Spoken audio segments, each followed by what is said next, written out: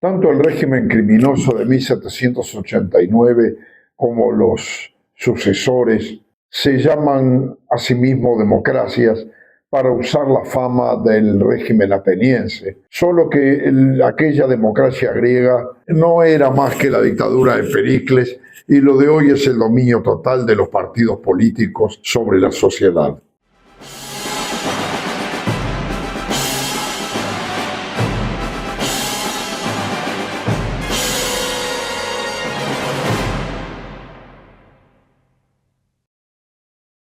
Desde que los pueblos se avinieron o fueron avenidos a que los partidos se erigieran en sus representantes exclusivos y excluyentes, al régimen solo cabe llamarlo partidocracia, es decir, gobierno absoluto de los partidos políticos. Apenas somos llamados a convalidar electoralmente lo poco que nos ofrece el sistema, de modo que del demos, pueblo, en el gobierno queda poco o nada.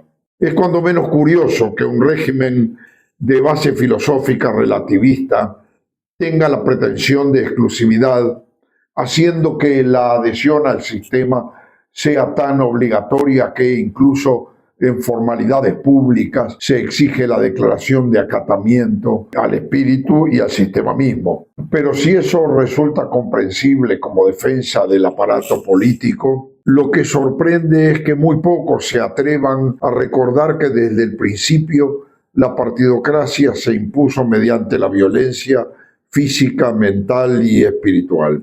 Pasando de concepto político a dogma, se busca que el régimen partidocrático arraigue en la cultura y la emoción populares de tal modo que las inquietudes políticas de la gente lleguen a satisfacerse con el mero cumplimiento ritual de los mecanismos del sistema, que se crean que son libres porque votan y se les permite emborracharse sentados en el cordón de la vereda. Es que el mayor deterioro de las sociedades es el de su cultura y privada de lógica, la gente queda incapacitada para comprender.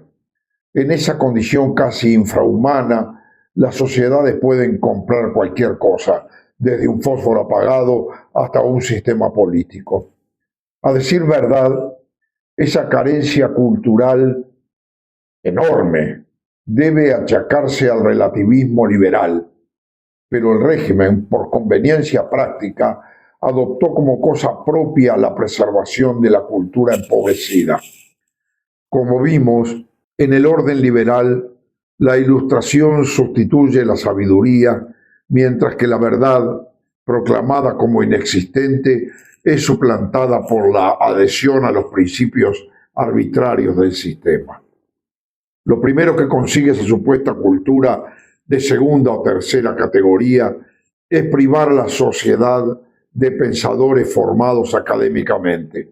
Para conseguirlo, lo primero que se hace es rebajar a las universidades a la condición de escuelas politécnicas de más o menos buen nivel, pero sin entregar a los estudiantes una base filosófica sólida sobre la cual apoyar los conocimientos de la práctica profesional.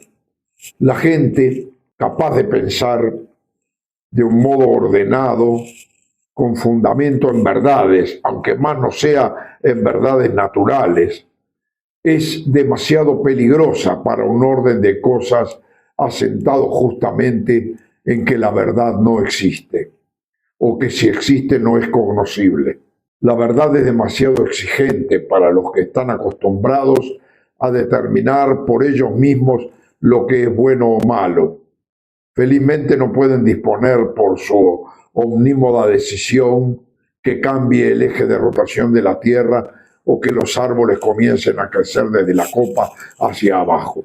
Si los niveles superiores del pensamiento son maltratados de esa manera, de allí en más el régimen tiene un absoluto desprecio por la cultura auténtica de la gente. Para ese gran resto de la sociedad que solo pasa por los bancos de la formación primaria y secundaria, es que fue inventado el sistema normalizador, un texto único, en definitiva, un catecismo laico para asumir la condición de ciudadanos que no es otra cosa que la adhesión al régimen.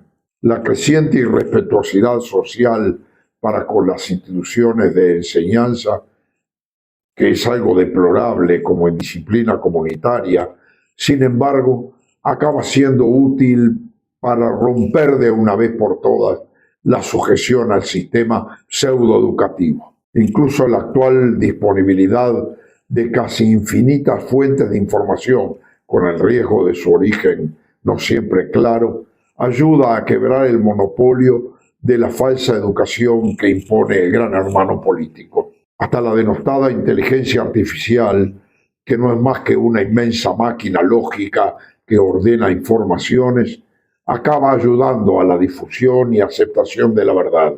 En primer lugar, porque esa inteligencia, que de artificial no tiene nada, es por sí misma una reverencia ante la lógica absoluta. Y luego, porque no solo facilita a la gente el procesamiento mecánico de datos, sino también porque puede competir con la deseducación formal a la que obliga el Estado. En cuanto a la participación política, bombardeados por las ideologías y privados de otros mecanismos de participación, en el orden liberal solo queda a los pueblos aferrarse a los actos electorales, que con eso reafirman obviamente su centralidad dentro de la mecánica del régimen.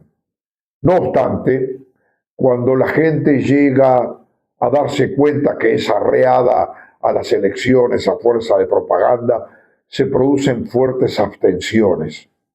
Esa arma, incluso pequeña y prácticamente inefectiva, igualmente desprestigia la vida política y al propio sistema, de manera que para evitarlo, los estados democráticos absolutistas hacen obligatoria la participación electoral.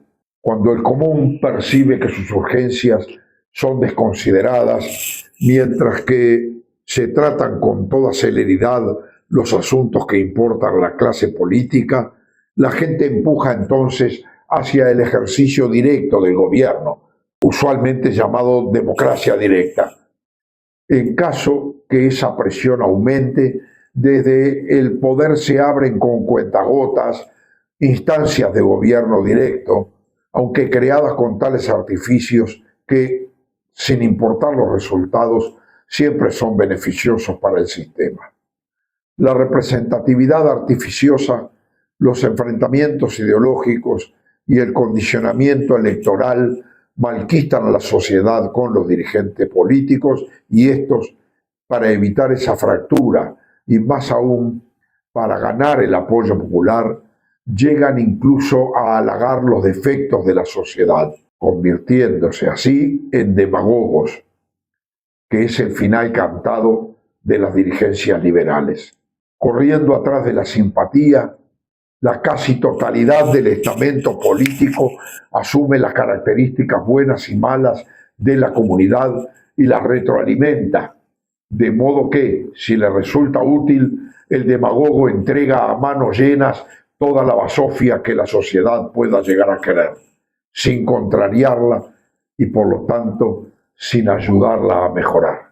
Dedicados los dirigentes y dirigentitos a cosas de capataces y no de estadistas, comprometiendo su inteligencia en las intrigas de comité, el nivel intelectual, moral y dedicación de los actores políticos partidarios se rebaja a mínimos inaceptables. Además de los compromisos oscuros que pudieran existir, esa pérdida de nivel es aprovechada por los centros de poder suprapolíticos que fácilmente consiguen imponer sus objetivos a través de aquellas dirigencias, sin que la gente común pueda hacer algo por impedirlo. Al despedirnos, vuelvo a pedir la suscripción y la difusión de estos videos para poder seguir dando la batalla. A los camaradas y amigos, un abrazo y nos vemos.